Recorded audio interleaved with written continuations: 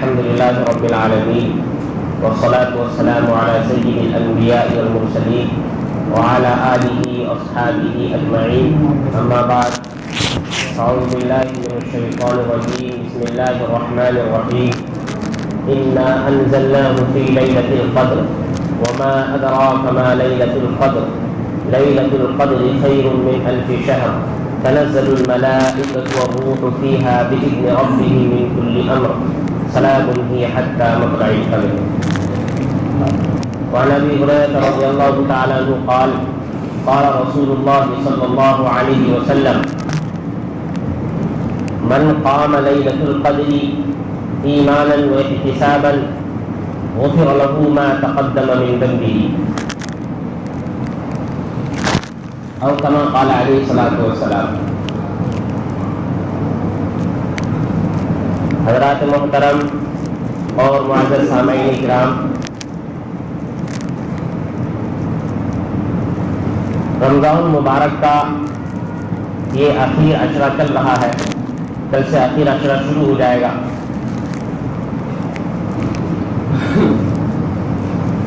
آخری عشرے کی احادیث میں بڑی فضیلتیں آئی ہیں. میں آپ حضرات کے سامنے اعتکاف اور لیلۃ القدر سے متعلق چند باتیں اور چند مسائل آپ حضرات کے سامنے بیان کروں گا. ابھی جو میں نے آپ حضرات کے سامنے قرآن مجید کی تلاوت کی سورہ قدر،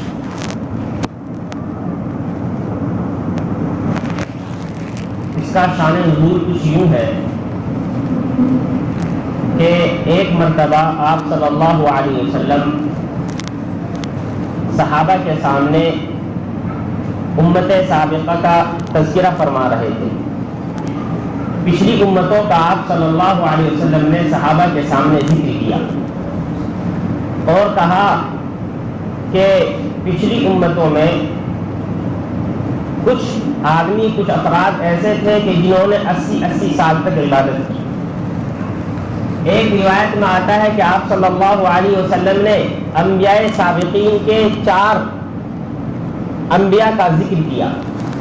ایک روایت میں آتا ہے کہ آپ صلی اللہ علیہ وسلم نے پچھلی امت میں سے ایک مجاہد کا ذکر فرمایا جو جہاد کیا کرتا تھا. آپ نے فرمایا کہ ایک مجاہد تھا جس نے اللہ تعالیٰ کے راستے میں 80 سال تک جہاد کیا اور اس کی حالت یہ تھی کہ کبھی بھی اپنے جسم کے اوپر سے زرہ نہیں اتارتا تھا. جب وہ سوتا تو ہتھیار کے ساتھ سوتا تھا اور جب وہ چلتا تو ہتھیاروں کے ساتھ چلتا تھا. گویا کہ اس کا اٹھنا، بیٹھنا، لیٹنا، ہر ایک چیز اللہ کے راستے میں قربان تھی. 80 سال تک اللہ کے راستے میں اس نے جہاد کی. جب صحابہ نے آپ صلی اللہ علیہ وسلم کی زبانی یہ بات سنی تو صحابہ کا مزاج یہ تھا کہ جب وہ کوئی نیکی کی بات سنتے تو ان کی طبیعت کے اندر ایک عجیب سی کھلبلی مچتی تھی.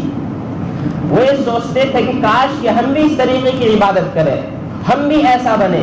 ان کے اندر عبادت کرنے کا ایک جذبہ تھا، ایک شوق تھا. تو جب بھی اس طریقے کی باتیں سنتی تو ان کے اندر ایک جذبہ اٹھتا تھا، ایک امنگ اٹھتی تھی.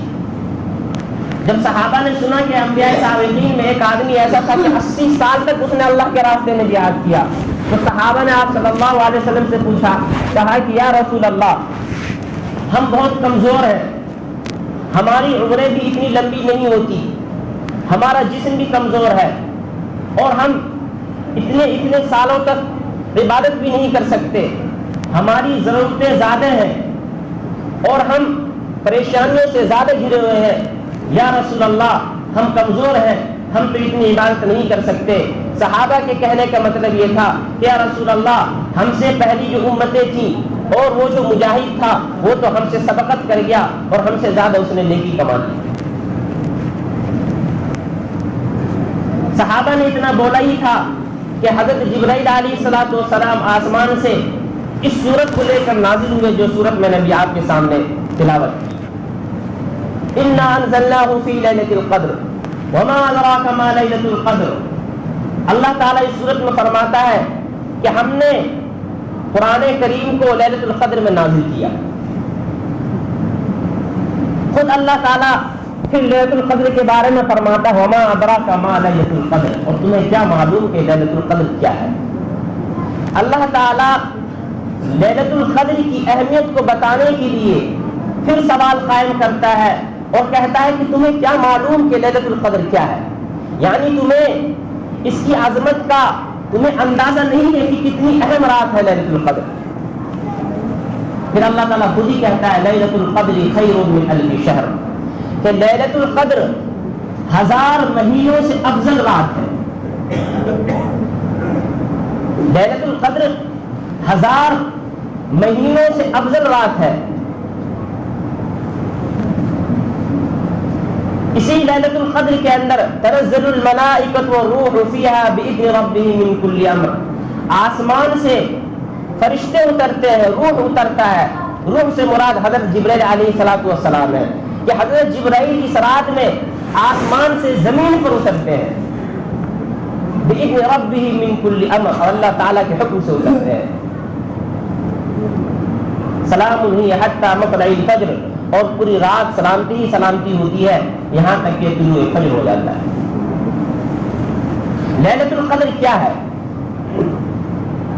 احادیث میں آتا ہے کہ لیلۃ القدر وہی رات ہے کہ جس رات میں اللہ تعالیٰ نے لوح محفوظ سے قرآن کریم کو اتار کر آسمان دنیا پر رکھا، اور پھر آسمان سے اللہ تعالیٰ نے حضرت جبرائیل علیہ السلام کے ذریعے سے قرآن کریم کو آپ صلی اللہ علیہ وسلم کے سینے پر نازل فرمایا.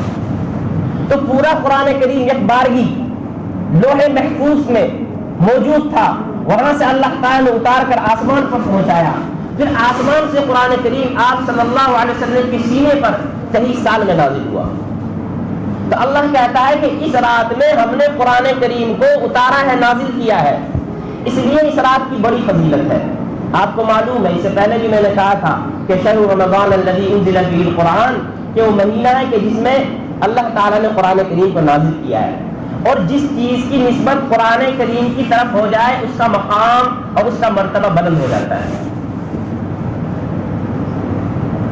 جب قرآن کریم کی نسبت آپ صلی اللہ علیہ وسلم کی طرف ہوئی تو آپ کا نام قرآن کریم کے نازل ہونے سے پہلے محمد تھا. لوگ آپ صلی اللہ علیہ وسلم کو صرف محمد کہہ کر پکارتے تھے، لیکن جب قرآن کریم نازل ہوا آپ صلی اللہ علیہ وسلم کی سینے پر آپ صلی اللہ علیہ وسلم محمد کے بعد رسول اللہ بن گئے، محمد رسول اللہ. تو یہ قرآن کریم کا اعجاز ہے کہ اس کی طرف جس چیز کی نسبت ہو جائے اس کا مقام اور مرتبہ بلند ہو جاتا ہے. جب قرآن کی نسبت حافظ کی طرف ہو جائے تو حافظ مصلی کا وارث بن جاتا ہے. یہ قرآن کریم کا مرتبہ اور مقام ہے. تو یہی قرآن کریم کے بارے میں اللہ تعالیٰ کہتا ہے کہ اس قرآن کریم کو ہم نے لیلۃ القدر میں نازل کیا ہے. اور احادیث میں آتا ہے کہ جب آخری عشرہ شروع ہوتا تو آپ صلی اللہ علیہ وسلم کمر بستہ ہو جاتے، یعنی کہ آخری عشرے میں رمضان مبارک کا جو 3 حصے ہیں رمضان مبارک کے، پہلا عشرہ، دوسرا عشرہ، تیسرا عشرہ، یعنی 10 دن کو ایک عشرہ کہتے ہیں. 10 دن کو ایک عشرہ، پھر دوسرے 10 دن کو دوسرا عشرہ، پھر تیسرے 10 دن کو تیسرا عشرہ. تو رمضان کا جو تیسرا عشرہ ہے یعنی کہ 10 دن جو اب بچ گئے، اس 10 دن کی احادیث میں بڑی فضیلت آئی ہے. انہی 10 دنوں میں آپ صلی اللہ علیہ وسلم بہت زیادہ عبادت کرتے تھے. حضرت عائشہ صدیقہ رضی اللہ تعالیٰ عنہ فرماتی ہیں کہ آپ صلی اللہ علیہ وسلم رمضان کے آخری 10 دنوں میں اتنی محنت کرتے تھے کہ اتنی محنت اس سے پہلے نہیں کرتے تھے. اور آپ صلی اللہ علیہ وسلم آخری 10 عشرے آخری کے 10 دنوں میں اپنے گھر والوں سے کہتے، اپنی بیوی بچوں سے کہتے کہ آخری کے 10 عشرے میں تم بھی خوب عبادت کرو. تو گویا کہ آپ صلی اللہ علیہ وسلم خود بھی عبادت کرتے اور اپنے گھر والوں کو بھی حکم دیتے تھے کہ اس عشرے میں خوب عبادت کرو. تو اتنی فضیلت اس عشرے میں آئی ہے۔ حدیث شریف کے اندر آتا ہے کہ جو شخص اس رات کو پالے، اس رات میں کوئی عبادت کر لے، تو گویا کہ اس کی ایک چھوٹی سی عبادت 1000 مہینوں کی عبادت سے بہتر ہے۔ اس لیے اللہ تعالیٰ قرآن میں کہتا ہے لیلۃ القدر خیر من الف شہر، کہ لیلۃ القدر 1000 مہینوں سے افضل رات ہے۔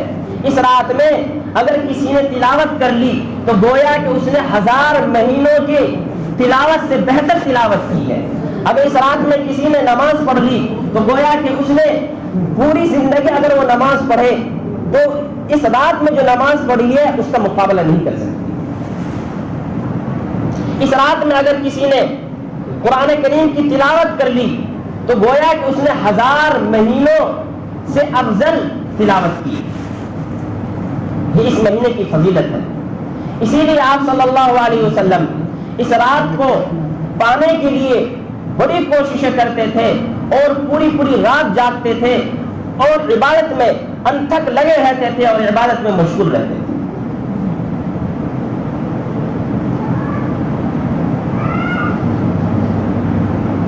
حدیث میں آتا ہے کہ آپ صلی اللہ علیہ وسلم جب رمضان کا مہینہ شروع ہوتا تو اس رات کی تلاش میں آپ صلی اللہ علیہ وسلم پہلے ہی دن سے لگ جاتے تھے۔ آپ صلی اللہ علیہ وسلم پہلے رمضان میں آپ اس رات کی تلاش کے لیے عبادت میں بیٹھ گئے۔ پہلا 10 دن گزر گیا، پھر دوسرا 10 دن گزر گیا، تیسرے عشرے میں حضرت جبرائیل علیہ السلام آسمان سے نازل ہوئے اور کہنے لگے کہ یا رسول اللہ، لیلۃ القدر کی رات رمضان کے 20 دن نہیں ہے بلکہ تیسرے عشرے سے لیلۃ القدر کی رات شروع ہوتی ہے، اس لیے آپ بھی لیلۃ القدر کو آخری عشرے میں تلاش کیا کریں۔ اس کے بعد سے عائشہ صدیقہ رضی اللہ تعالیٰ عنہ فرماتی ہیں کہ میں نے کبھی نہیں دیکھا آپ صلی اللہ علیہ وسلم کو کہ آپ صلی اللہ علیہ وسلم آخری عشرے میں آرام سے بیٹھتے ہوں، پوری رات عبادت کرتے رہے اور عبادت میں ایسے منہمک ہوتے کہ آپ صلی اللہ علیہ وسلم اپنے گھر کو چھوڑ دیتے تھے اور اعتکاف میں جا کے مسجد میں بیٹھ جاتے تھے۔ اعتکاف کہتے کس کو ہے؟ اعتکاف کہتے ہیں کہ اللہ کی اطاعت میں اور اللہ کی عبادت کے لیے یکسوئی کے ساتھ دنیا کو چھوڑ کر صرف اللہ کی عبادت میں لگ جانا، اس کو اعتکاف کہتے ہیں۔ اور اعتکاف سنت مؤکدہ ہے، سنت مؤکدہ کفایہ، یعنی کہ آپ کی محلے کی جو مسجد ہے اس محلے کی مسجد میں پورے محلے سے ایک آدمی کا بیٹھنا ضروری ہے۔ اگر آپ کے محلے میں کوئی بھی آدمی اعتکاف میں نہیں بیٹھا تو پورے محلے والے گنہگار ہوں گے۔ یہ سنت مؤکدہ کا مطلب ہے۔ تو اس لیے محلے کی مسجد میں ایک آدمی کا بیٹھنا ضروری ہے۔ اور معتکف کی احادیث میں بڑی فضیلت آئی ہے۔ حدیث میں آتا ہے کہ جو شخص اعتکاف کرتا ہے، یکسوئی کے ساتھ اللہ تعالیٰ کی عبادت کرتا ہے، تو اللہ تعالیٰ اس کے تمام گناہوں کو معاف فرما دیتا ہے، ایماناً و احتساباً، ایمان مکمل یقین رکھتے ہوئے اور اپنا احتساب کرتے ہوئے اگر کوئی اعتکاف کرتا ہے تو اللہ تعالیٰ اس کے تمام پچھلے گناہوں کو معاف فرما دیتا ہے۔ یہ اعتکاف کی فضیلت ہے۔ تو اس لیے ہمیں کوشش کرنی چاہیے کہ زیادہ سے زیادہ ہم اعتکاف میں بیٹھیں۔ اور بھی بہت ساری فضیلتیں احادیث میں آئی ہیں۔ تو لیلۃ القدر کی رات کو ایسے تو اعتکاف جو کیا جاتا ہے وہ تو اس لیے کیا جاتا ہے کہ تاکہ لیلۃ القدر کی رات کو تلاش کیا جا سکے کہ لیلۃ القدر کون سی رات ہے۔ لیلۃ القدر ہر رمضان بدلتی رہتی ہے۔ احادیث میں آتا ہے کہ لیلۃ القدر جو ہے کبھی 21 کو آتی ہے تو کبھی 23 کو آتی ہے تو کبھی 25 کو آتی ہے تو کبھی 27 کو آتی ہے تو کبھی 29 کو آتی ہے۔ لیلۃ القدر کی رات کوئی متعین رات نہیں ہے، اس لیے آپ صلی اللہ علیہ وسلم نے فرمایا تحروا لیلۃ القدر، کہ تم لیلۃ القدر کو تلاش کرو۔ اور یہ رات متعین نہیں ہوئی، اس کی کیا وجہ تھی؟ دراصل آپ صلی اللہ علیہ وسلم ایک مرتبہ تشریف فرما تھے اور آپ صلی اللہ علیہ وسلم کو یہ بتا دیا گیا تھا کہ لیلۃ القدر فلاں رات میں ہے۔ جب آپ صلی اللہ علیہ وسلم کو پتہ چل گیا کہ لیلۃ القدر فلاں رات میں ہے تو آپ فوراً باہر تشریف لائے اور اس خوشی میں باہر تشریف لائے کہ میں جا کر باہر صحابہ کو بتاؤں گا کہ لیلۃ القدر کی رات فلاں رات ہے، لیکن جیسے ہی آپ باہر تشریف لائے تو دیکھا دو آدمی جھگڑا کر رہے ہیں. آپ صلی اللہ علیہ وسلم نے جب دیکھا کہ دو آدمی جھگڑا کر رہے ہیں تو اس جھگڑے کی نحوست کی وجہ سے آپ صلی اللہ علیہ وسلم کے دماغ سے لیلۃ القدر کی رات کو بھلا دیا گیا. تو جھگڑے کی اتنی بڑی نحوست ہوتی ہے کہ صرف جھگڑے کی نحوست کی وجہ سے آپ صلی اللہ علیہ وسلم کو لیلۃ القدر کی رات کو بھلا دیا گیا. جب آپ نے دیکھا ان دو آدمیوں کے جھگڑا کر رہے ہیں تو آپ صلی اللہ علیہ وسلم بہت زیادہ غصہ ہوئے اور بہت زیادہ برہم ہوئے اور کہنے لگے کہ تم دونوں کی جھگڑوں کی نحوست کی وجہ سے لیلۃ القدر کو بھلا دیا گیا. اور آج ہمارا حال یہ ہے کہ ہم چھوٹی چھوٹی باتوں میں جھگڑا کرتے رہتے ہیں. حدیث شریف کے اندر آتا ہے کہ آپ صلی اللہ علیہ وسلم نے فرمایا کیا میں تمہیں ایک ایسا عمل بتاؤں کہ جو روزہ، نماز، حج، زکات سے بھی افضل ترین عبادت ہے. صحابہ نے پوچھا ہے رسول اللہ وہ کون سی عبادت ہے؟ آپ صلی اللہ علیہ وسلم نے فرمایا ایک مسلمان بھائی کا دوسرے مسلمان بھائی سے خوش اخلاقی کے ساتھ ملنا یہ روزہ، نماز اور اس سے زیادہ افضل ترین عبادت ہے. لیکن ہمارا حال تو یہ ہے کہ ہم ایک دوسرے سے منہ چڑھاتے ہیں، ایک دوسرے سے لڑائی کرتے ہیں، ایک دوسرے سے جھگڑا کرتے ہیں اور اپنی بات کو اوپر رکھنے کے لیے، اپنی بات کو منوانے کے لیے، اپنی بات کو اونچا کرنے کے لیے، یہاں تک کہ نبی کریم صلی اللہ علیہ وسلم کی باتوں کو بھی ٹھکرا دیتے ہیں. اگر کوئی یہ کہے کہ نہیں آپ جو کہہ رہے ہیں غلط کہہ رہے ہیں، حدیث میں ایسا آیا ہے، آپ صلی اللہ علیہ وسلم نے ایسا فرمایا ہے، تو سامنے والا یہ کہتا ہے کہ نہیں میں تمہاری بات کو نہیں مانتا. یہاں تک ہمارا حال ہو چکا ہے. اس لیے جھگڑوں کی نحوست سے ہمیں بچنا چاہیے. بہرحال لیلۃ القدر کی رات طاق راتوں میں ہمیں تلاش کرنی چاہیے. 21 کی رات اور اس کے علاوہ 23 کی رات، پھر اس کے بعد 25 کی رات، پھر 27 کی رات، پھر 29 کی رات. ان راتوں میں ہمیں لیلۃ القدر کو تلاش کرنا چاہیے. اس کی بڑی فضیلت ہے. جیسا کہ میں نے بتایا اگر اس رات میں کسی نے عبادت کر لی اور اس کو عبادت کا ایک حصہ بھی مل گیا، چاہے اس نے عشاء کی نماز پڑھی اور تراویح پڑھ لی اور اس نے قرآن کریم کی تلاوت کر لی یا اس نے ذکر کر لیا، رات کو اٹھ کر تہجد کی نماز پڑھ لی، تو گویا کہ اس نے 1000 مہینوں کی راتوں سے افضل ترین عبادت کر لی. اس لیے ہمیں اس رات کو خوب تلاش کرنا چاہیے. اس رات میں ہمیں خوب عبادت کرنی چاہیے. اور اس کے علاوہ اعتکاف کی کچھ مسائل ہیں جو میں حضرات کو بتانا چاہتا ہوں. معتکف جو اعتکاف کرتا ہے اس کو چاہیے کہ بلا ضرورت مسجد سے باہر نہ نکلے. بلا ضرورت، طبیعی ضرورت کے علاوہ مسجد سے باہر نکلنا معتکف کے لیے جائز نہیں ہے. طبیعی ضرورتیں کیا کیا ہے؟ طبیعی ضرورت پیشاب، پاخانہ، اسی طریقے سے کھانا پینا. یہ تو پہلے ہوتا تھا کہ پیشاب پاخانہ آدمی کو باہر جانا پڑتا تھا مسجد سے باہر، کیونکہ پہلے لیٹرین باتھ روم مسجد میں نہیں ہوا کرتے تھے. لیکن اب تو ماشاءاللہ اتنی ترقی ہو گئی کہ مسجد کے اندر ہی سب کچھ مل جاتا ہے. تو بلا ضرورت مسجد سے باہر نکلنا بالکل بھی معتکف کے لیے جائز نہیں ہے. اسی طریقے سے ایک مسئلہ صبح میں آیا، کیا اعتکاف کرنے والا غسل کر سکتا ہے یا نہیں کر سکتا؟ تو اعتکاف کرنے والا حالت اعتکاف میں بلا ضرورت غسل بھی نہیں کر سکتا.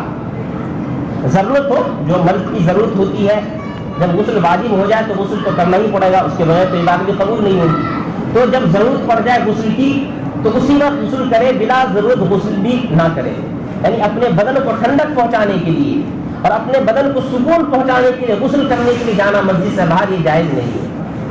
ہاں زیادہ بے چینی ہو رہی ہے، بہت زیادہ پریشانی ہو رہی ہے، کھجلی لگ رہی ہے بدن میں بہت زیادہ، تو آپ جیسے استنجا پاخانے کے لیے جاتے ہیں تو اس وقت آپ اپنے بدن پر 3-4 لوٹے پانی ڈال سکتے ہیں. لیکن ڈائریکٹ غسل کے لیے جانا اور یہ نیت کر کے جانا کہ نہیں بھائی میں غسل کرنے کے لیے جا رہا ہوں اور اپنے بدن کو ٹھنڈک پہنچاؤں گا، تو بالکل غسل کی نیت سے جانا یہ جائز نہیں ہے.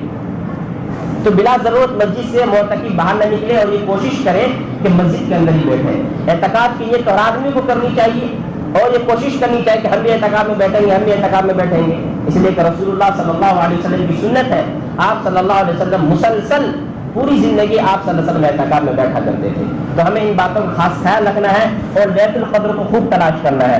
बड़ी महरूमी है और बड़ी बदकिस्मती है उन लोगों के लिए जो इस रात में भी अल्लाह की इबादत ना कर सके और अल्लाह ताला को ना पा सके और अपनी मग़फ़िरत ना करवा सके। हदीस शरीफ के अंदर आता है तनज़्ज़ुलुल मलाइकतु वरूह फ़ीहा बिइज़्नि रब्बिहिम मिन कुल्लि अम्र की तफसीर में उलमा ने लिखा है कि जब ये रात आती है तो हज़रत जिब्रील अलैहिस्सलाम आसमान से उतरते हैं और आसमान से तला नहीं उतरते बल्कि अपने साथ पूरे फरिश्तों की फौज लेकर उतरते हैं और मक्का मुकर्रमा के अंदर उतरते हैं। वहां पर उतरने के बाद उनके हाथ में एक झंडा होता है, वो झंडा वहां पर गाड़ देते हैं। फिर उसके बाद तमाम फरिश्तों को हुक्म देते हैं कि ये फरिश्ते पूरी जमीन में फैल जाओ, जहां जहां मुसलमान है, जहां जहां मुसलमान इबादत कर रहे हैं, पूरे कुर्रे अरज़ी पर तुम फैल जाओ और जाओ जाकर देखो कहां कौन कौन इबादत कर रहा है। वो फरिश्ते पूरे कुर्रे अरज़ी के ऊपर पूरी जमीन के ऊपर फैल जाते हैं। जहां जहां मुसलमान इबादत करते हैं, जहां जहां अल्लाह के बंदे इबादत करते हैं, वो फरिश्ते उनके साथ इबादत में जाकर मशगूल हो जाते हैं। अगर कोई तिलावत करता है तो फरिश्ते भी उसके साथ तिलावत करने लगते हैं।